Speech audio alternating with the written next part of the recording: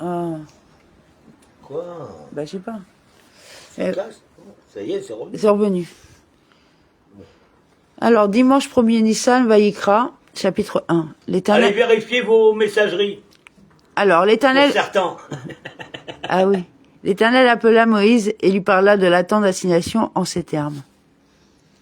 Il appela Moshe. Toutes les fois que Hachem s'est adressé à Moshe en lui parlant, en lui disant et en lui ordonnant.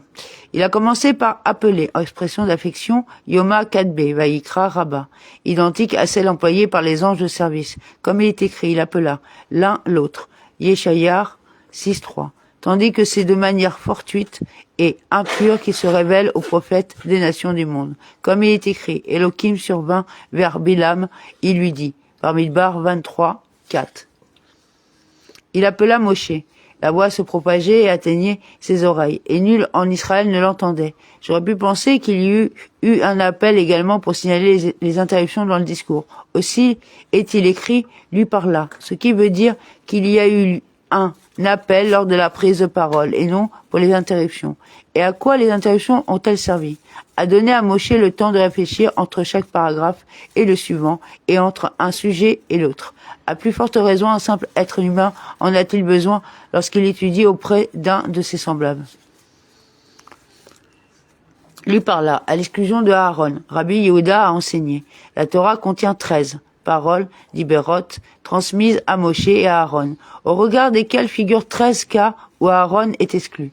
Cela t'apprend qu'elles n'ont pas été dites à Aaron, mais à Moshe pour qu'il les dise à Aaron. Et voici ces 13 exclusions, pour parler avec lui. Bamidbar 7, 89. Lui parlant Ibid, il lui parlait Ibid. Je te rencontrerai. Shemot 25, 22. Elles sont toutes énumérées dans Torah Kohanim. J'aurais pu penser qu'ils eussent tous entendu la voix de l'appel. Aussi le mot voix dans ces versets est-il suivi de à lui ou de vers lui. C'est Moshe qui a entendu et nul autre en Israël.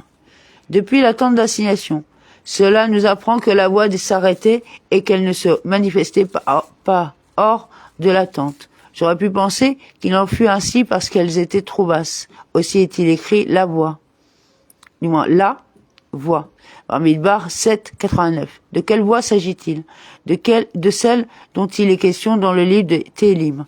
La voix de Hachem éclate dans la forme. La voix de Hachem éclate avec majesté. La voix de Hachem brise les cèdres. Télim 29, 4. Dans ce cas, pourquoi est-il précisé depuis la tente d'assignation? Pour nous apprendre que la voix s'arrêtait. Il en est de même dans « Et le bruit des ailes des chérubins s'entend jusqu'à la cour extérieure » Ézéchiel 10, 5. J'aurais pu penser qu'il en fut ainsi parce qu'elle était trop basse. Aussi est-il écrit comme la voix de Kel Shakaï quand il parle, Ibid. Dans ce cas, pourquoi est-il précisé jusqu'à la cour extérieure? Parce que dès qu'elle y parvenait, elle s'arrêtait. Depuis la tente d'assignation en 10 ans, j'aurais pu penser, depuis tout le tabernacle. Aussi est-il écrit de sur le caporet, prospiratoire, Bamidbar 7, 89. J'aurais pu penser de sur tout le caporet. Aussi est-il écrit entre les deux chérubins, Ibid. En disant, va leur dire des paroles sévères. C'est à cause de vous qu'il me parle. Il se trouve que jamais, pendant les 38 années qu'Israël a passées dans le désert après avoir été rejeté à cause de la faute des explorateurs, la parole de Hachem ne s'est pas adressée exclusivement à Moshe. Comme il est écrit, ce fut quand on prit fin tous les hommes de la guerre pour mourir. Devarim 2, 16. Suivi de Hachem me parla en disant, verset 17, comme pour marquer que ce n'est qu'à ce moment-là qu'il m'a adressé la parole. Autre explication. Va leur dire mes paroles et rends-moi compte de leur acceptation. Comme il est écrit, Moshe rapporta les paroles du peuple vers Hachem, Shemot 19, 8. Parle aux enfants d'Israël et dis-leur si quelqu'un d'entre vous veut présenter au Seigneur une offrande de bétail, c'est dans le gros ou le menu bétail que vous pouvez choisir votre offrande. Un homme, lorsqu'il approchera parmi vous, lorsqu'il voudra présenter, le texte parle ici des offrandes de Nedava, Torah Kohanim, un homme Adam, Pourquoi cette précision? De même que Adam, le premier homme, n'a rien offert de ce qui a été volé, puisque tout lui appartenait. De même, ne devrez-vous rien me présenter de ce qui est volé? De l'animal, Béhéma. J'aurais pu penser que la Raya, y fut comprise. Aussi est-il écrit, du gros bétail et du menu bétail, de l'animal domestique exclusivement. De l'animal, et non de tout animal, à exclusion d'un animal mâle ou femelle qui aura participé à un acte de zoophilie. On rigole pas. Bah, il est pour rien, l'animal. C'est pas de sa propre volonté qu'il s'est fait... Ouais, comme en Espagne, qui l'ont autorisé, ouais, Oui, bon, enfin... Bon, bref, ouais, ça dépasse entendement. Alors, du gros bétail, à l'exclusion d'un animal adoré comme divinité. Du menu bétail, à l'exclusion d'un animal consacré à l'idolâtrie. Et du menu bétail, à l'exclusion d'un animal agressif qui aura tué un homme, Témoura 29a, lorsqu'il est indiqué plus loin provenant du gros bétail, verset 3. Ce qui n'aurait pas été indispensable, c'est pour exclure la Terefa, Témoura Ibid. Vous approcherez. L'emploi du pluriel indique ici que deux personnes peuvent s'associer pour présenter une rola, votre offrande. Cela nous apprend qu'elle est aussi présentée comme Nedava de la communauté. Elle devient alors une rola servant de désert à l'autel, présentée à l'aide des excédents des contributions annuelles. Si cette offrande est un holocauste pris dans le gros bétail, il offrira mâle sans défaut. Il le présentera au seuil de la tente d'assignation pour être agréable au Seigneur. Mâle et non femelle, Torah Kohanim. Et si le texte répète plus loin le mot mâle, verset 10, ce qui paraît constituer une redondance, c'est pour écarter l'animal dont le sexe est indéterminé ou l'hermaphrodite, Bérokot 41b, sans défaut, tamim. Le mot tamim veut dire sans défaut corporel invalidant.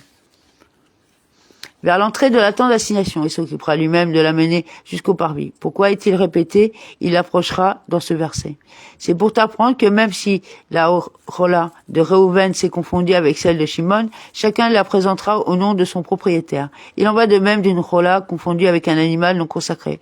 On vendra cet animal à quelqu'un ayant besoin de présenter une rola de sorte qu'ils seront tous deux des rolotes et que chacun des propriétaires pourra présenter la sienne en tant que telle.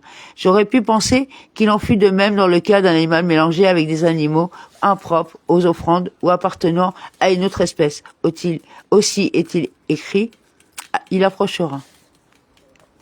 Il approchera. Cela nous apprend qu'on l'oblige à exécuter son vœu. J'aurais pu penser qu'il en fut ainsi même contre son gré. Aussi est-il écrit par son agrément. Comme cela se peut-il. On l'y oblige jusqu'à ce qu'il dise « Je veux l'accomplir ». Arkin 21a. Devant Hachem, il appuiera. Il n'est pas de sémika lorsqu'on sacrifie sur une bama, autel dressé hors du tabernacle ou hors du temple, lorsqu'il était permis d'en ériger et d'y offrir des sacrifices Torah Kohanim. Il appuiera sa main sur la tête de la victime et elle sera agréée en sa faveur pour lui obtenir prospiation. Sur la tête de l'Holocauste, rola, y compris la rola obligatoire en ce qui concerne la sémika, et y compris la rola de brebis. De l'Holocauste à l'exclusion de la rola d'oiseau. Il lui sera agréé. De quel péché procure-t-il l'expiation? Serait-ce de ceux passibles de karet, de la peine de mort prononcée par le tribunal, de celle infligée par l'intervention du ciel, ou de makrout, alors que leur châtiment est expressément spécifié? Il ne peut donc s'agir que de l'inexécution d'un commandement actif ou de la violation d'une interdiction liée à un commandement actif. Torah Kohanim. On immolera le taureau devant le Seigneur, les fils d'Aaron, les pontifes offriront le sang dont ils aspergeront le tour de l'autel qui est à l'entrée de la tente d'assignation. Il égorgera, les pontifes approcheront. C'est à partir du moment où le sang a été recueilli que le service incombe au Kohen. D'où nous apprenons que la Shekhina, par un non-Kohen, reste valable. Zévarim 32a. Devant Hachem, dans le parvis. Ils approcheront. C'est le moment où le sang est recueilli, en tant que première étape. Mais le terme comprend également l'action de transporter. D'où nous apprenons que les deux incombent aux descendants de Aaron. Les fils de Aaron, j'aurais pu penser qu'il en fut de même des Haralalim, Kohanim profanés, issus d'union interdite aux pontifes et donc inaptes à la prêtrise. Aussi est-il ajouté les Kohanim. Le sang, ils aspergeront le sang. Pourquoi le mot sang figure-t-il à 2 reprises dans le verset? Pour inclure celui qui s'est mélangé avec le sang d'une offrande de la même espèce ou d'une espèce différente. J'aurais pu penser qu'il en fut de même dans le cas d'animaux impropres aux offrandes ou de ratarot dans le sang dont on doit être aspergé sur l'autel intérieur ou sur l'autel extérieur. Donc celui-là au-dessus du trait rouge et celui-ci au-dessous. En dessous, pardon.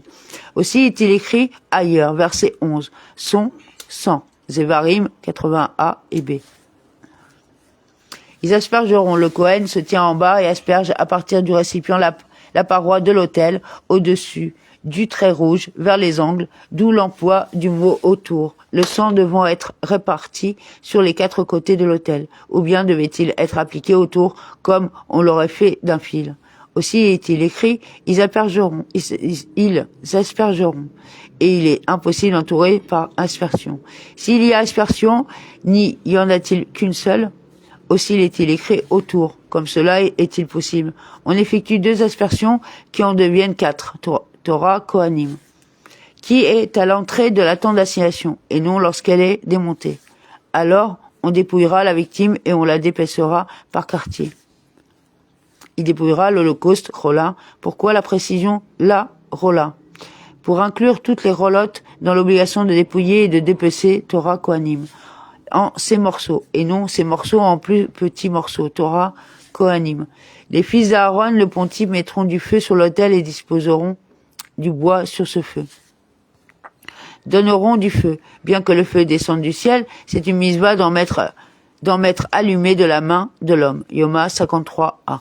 Les fils d'Aaron le pontife, lorsqu'il est vêtu comme il convient à sa fonction, mais s'il officie dans les vêtements d'un Kohen ordinaire, son service n'est pas valable. Puis les fils d'Aaron les pontifes arrangeront les membres de la tête et la graisse sur le bois disposé sur le feu qui sera sur l'autel. Les fils d'Aaron les pontifes, vêtus comme il convient à leur fonction. Si donc un Kohen ordinaire officie dans les 8 vêtements du Kohen Gadol, son service n'est pas valable. Les morceaux, la tête n'est pas incluse dans le dépouillement, étant donné qu'elle a déjà été tranchée lors de la shérita. Alors aussi, le texte la spécifie-t-il ici distinctement. Et la graisse. Pourquoi cette précision? Pour t'apprendre qu'on la présente avec la tête et qu'on en recouvre le point de shérita, ce qui est une manière d'honorer le Tout-Puissant. Roulin 26a et b. Qui est sur l'autel. Les morceaux de bois ne doivent pas dépasser le brasier. On lavera dans l'eau les intestins et les jambes alors que le pontife fera fumer le tout sur l'autel comme holocauste combustion d'une odeur agréable au Seigneur.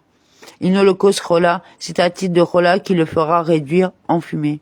Un sacrifice par le feu, Iché. Lorsqu'il lui fera la shérita, il devra le faire avec l'intention de le livrer au feu. Le mot Iché vient de Esh, feu, en français médiéval, Foed. Grave, ni chorad. Une satisfaction nachat d'esprit pour moi, car j'ai parlé et ma volonté a été faite. Si l'offrande destinée à l'holocauste provient du menu bétail des brebis ou des chèvres, on la présentera mal, sans défaut. Et si du menu bétail, la lettre vav et ajoute à ce qui précède. Pourquoi, dans ce cas, un nouveau paragraphe? Pour permettre à Moshe de réfléchir entre chaque paragraphe. Zévarim 48a. Du menu bétail, des moutons ou des chèvres, soit 3 exclusions, pour écarter le vieil animal, l'animal malade et l'animal malodorant. Békorot 41a. On l'immolera au côté nord de l'autel devant le Seigneur. Les fils d'Aaron, les pontifes, aspergeront de son sang le tour de l'autel. Sur le flanc de l'autel, sur le côté de l'autel, vers le nord devant Hachem, et non au nord d'une bama. On la dépaissera par quartier, séparant la tête et la graisse. Le pontife les arrangera sur le bois disposé sur le feu qui sera sur l'autel. On lavera dans l'eau les intestins et les jambes, alors le pontife offrira le tout qu'il fera fumer sur l'autel comme étant un holocauste combustion d'une odeur agréable au Seigneur. Amen. Amen.